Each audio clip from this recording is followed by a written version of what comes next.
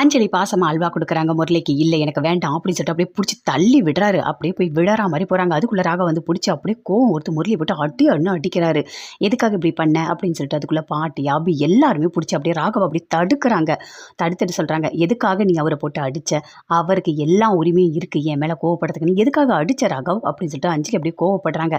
இங்க பாரு நல்லா தெரிஞ்சுக்கோ. நான் வீட்ட விட்டே போயிடுவேன். இப்ப நீ மன்னிப்பு கேட்கறியா இல்லையா? அப்படின்னு அஞ்சலி சொல்றாங்க. அத கேட்டோனே அபிக்கு இன்னும் கோவம் அதிகமா வருது. ஏங்க இப்படி பேசிட்டு இருக்கீங்க? தப்பு பண்ணது அவர்தான். அவர்தான் நீங்க குடுத்த அல்வாவ தட்டி விட்டாரு. இவரு எதுவுமே பண்ணவே இல்ல. யாரா இருந்தாலும் இந்த இடத்துல இப்படிதான் கோவம் வரும். அப்படின்னு சொல்லிட்டு அபி சொல்லிட்டு இருக்காங்க. அப்ப பாட்டி சொல்றாங்க, இல்ல முரளி பண்ணது எனக்கே கஷ்டமா இருந்தது. இந்த கிருஷ்ணா இப்படி பண்ணுவார்ன்னு நெனச்சு கூட பார்க்கவே இல்ல.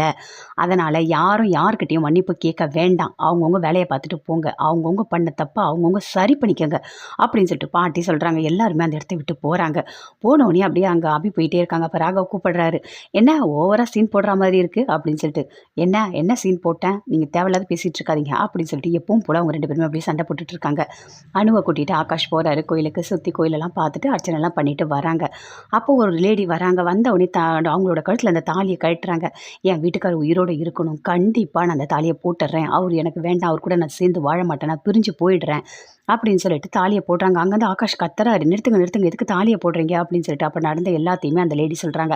இல்லை என் வீட்டுக்காருக்கு ஒரு கண்டம் இருக்கு, அதனால தான் நான் தாலியை போடுறேன். எனக்கு அவர் கூட வாழ வேண்டாம் அப்படின்னு நான் நினைக்கிறேன். அவர் உயிரோடு இருந்தால் மட்டும் போதும் அப்படின்னு அந்த லேடி சொல்றாங்க. இது எல்லாமே அனு கேட்குறாங்க. கேட்டோடனே பயங்கரமாக அப்படியே ஃபீல் பண்ணுறாங்க. ஃபீல் பண்ணிவிட்டு அப்படியே யோசிக்கிறாங்க. அப்போ இவருக்கும் ஏதாவது ஆகிடுமா அப்படின்னு சொல்லிட்டு. அந்த லேடி 2 பேருமே அப்படியே கோயிலை விட்டு அப்படியே தள்ளி போய் பேசுகிறாங்க. சுந்தரிக்கு ஃபோன் பண்ணுறாங்க. அம்மா நீங்கள் சொன்ன மாதிரி சூப்பராக தாலியை கழட்டி போட்டுட்டோம். அதை அனு ஆகாஷ் 2 பேருமே பார்த்துட்டாங்க. நீங்கள் சொன்னது எல்லாமே நான் முடிச்சிட்டேன் அப்படின்னு சொல்லிட்டாங்க. சூப்பர், நீங்கள் அங்கேருந்து போயிடுங்க, நான் பார்த்துக்கிறேன் அப்படின்னு சொல்லிட்டு சுந்தரி ஃபோனை கட் பண்ணுறாங்க. வீட்டில் எல்லாருமே சாப்பிட்டுட்டே இருக்காங்க. அப்போ அபியும் சாப்பிட்டுட்டே இருக்கும்போது அப்படியே புறக்கி ஏறுது. ராகவ் அப்படியே தலையில் தட்டுறாரு, தண்ணி குடி அப்படின்னு சொல்லிட்டு. சாதாரணமாக தான் அவர் பண்ணிட்டு இருக்காரு. ஆனால் அதை பார்த்தோன்னே முரளிக்கு அப்படியே கோவமாக வருது. இவன் எத்தனை வாட்டி என்ன கோவப்பட்டாலும் அவன் கரெக்டாக பண்ணுறான். அபியை அவன் தட்டுறான். அபி வந்து அவங்க மேலே 2 பேரும் மாற்றி மாற்றி அப்படியே பாசமாக இருக்காங்க. இதெல்லாம் பார்க்கும்போது அப்படியே வயிறு எரியுது. ஏன் அபி எனக்கு தான் சொந்தம். என் அபி யாருக்காகவும் நான் விட்டு கொடுக்க மாட்டேன். அபியை நான் கண்டிப்பாக கல்யாணம் பண்ணுவேன் அப்படின்னு சொல்லிட்டு முரளி அப்படியே முறைச்சிட்டு இருக்காரு. பயங்கரமாக அப்படியே கோவப்படுறாரு. ராகவா ஆஃபீஸ்க்கு போகிறாரு. அங்கே ஆகாஷம் போகிறாங்க. 2 பேருமே சேர்ந்து ஆஃபீஸில் இருக்காங்க. அப்போ மித்திரன்னு ஒருத்தர் வராரு. வந்தோடனே வாங்க வாங்க உட்காருங்க அப்படின்னு சொல்லிட்டு இருக்காரு.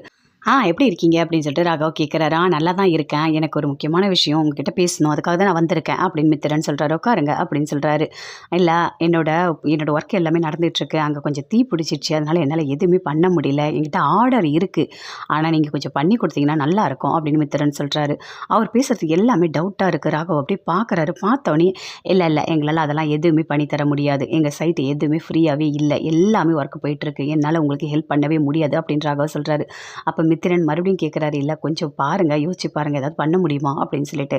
இல்லை கண்டிப்பாக என்னால் பண்ண முடியாது. ஏன்னா எனக்கு ஒர்க் போயிட்டுருக்கு. என்னால் எதுவுமே பண்ண முடியாது. ஒருவேளை என் சைட்டு காலியாக இருந்தால் நான் உங்களுக்கு கொடுப்பேன்.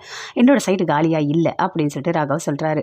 சரி ஓகே நான் போயிட்டு வரேன் அப்படின்னு சொல்லிட்டு மித்திரன் வெளியே போகிறாரு. மித்திரன் வெளியே போனோடனே ஒருத்தருக்கு ஃபோன் பண்ணுறாரு. இல்லை நான் அவன்கிட்ட எவ்வளவோ கேட்டு பார்த்தேன் என்னோடய ஒர்க்கை முடிச்சு கொடுக்க சொல்லி. ஆனால் அவன் வேண்டான்னு சொல்லிட்டான்.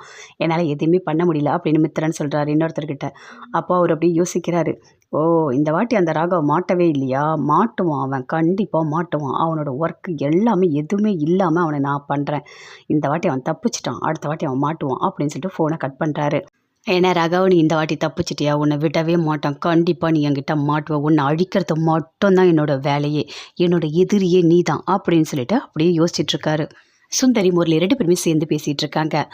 எனக்கு வர கோவத்துக்கு என்ன பண்ணுறதுன்னு எனக்கு தெரியல. இந்த அஞ்சலி எப்போ பார்த்தாலும் பாசத்தை கட்டுறேன், அல்வா சாப்பிடு, இதை சாப்பிடுன்னு என்னை உயிர் எடுத்துக்கிட்டே இருக்கா. ஆனால் அபி வந்து அப்படியே ராகவோட நெருங்கி பழகிறது எனக்கு பிடிக்கவே இல்லை. அதுவும் ராகவ மேலே கை போட்டுக்கிட்டு இருக்கிறது எனக்கு எவ்வளோ கோவமாக இருந்தது தெரியுமா? நான் அவ்வளோ கோவத்தில் இருந்தேன். அந்த நேரம் பார்த்தா அஞ்சலி கொண்டு வந்து அல்வா சாப்பிடுனேன், பின்ன தட்டி விடாமல் வேறு என்ன பண்ணுவேன் அப்படின்னு சொல்லிட்டு முரளி சொல்கிறாரு. இங்கே பாரு முரளி, என்ன தான் இருந்தாலும் நீ அஞ்சலி மேலே கொஞ்சம் பாசமாக இருக்கணும். இல்லை எல்லாருக்கும் டவுட் வந்துடும், புரியுதா? அந்த அபி கூட இங்கே தான் இருக்கா, ஒன்று அவள் நோட் பண்ணிக்கிட்டு தான் இருக்கா அப்படின்னு சொல்லிட்டு சுந்தரி சொல்கிறாங்க. என்ன தான் இருந்தாலும் அத்தை, எனக்கு கோவம் வந்தால் என்னால் தாங்க முடியல அத்தை. அபி ராகவ் 2 பேரும் சேர்ந்து பழகிறது எனக்கு பிடிக்கவே இல்லை அத்தை. எனக்கு என்ன சொல்கிறதுன்னு எனக்கு தெரியல, அவ்வளோ கோவம் வருது அப்படின்னு சொல்கிறாரு. இங்கே பாரு, என்ன கோவம் வந்தாலும் நீ இப்போ மெமரி ராசன் வீட்டுக்கு வந்திருக்க, அதே மாதிரி தான் நீ இருக்கணும். அதை விட்டுட்டு கோவப்பட்டுக்கிட்டு ஏதாவது நீ பண்ணிகிட்டு இருந்த, கண்டிப்பாக உன்னை கூட்டிகிட்டு போய் மறுபடியும் டாக்டர்கிட்ட செக் பண்ணுவாங்க. அவங்க எந்த டாக்டர்கிட்ட கூட்டிகிட்டு போகிறாங்கன்னு தெரியாது அப்படின்னு சுந்தரி சொல்கிறாங்க. ஆமாம் சார் அத்தை, நீங்கள் சொல்கிறது கூட ஒரு வகையில் வகையில் கரெக்டு தான்.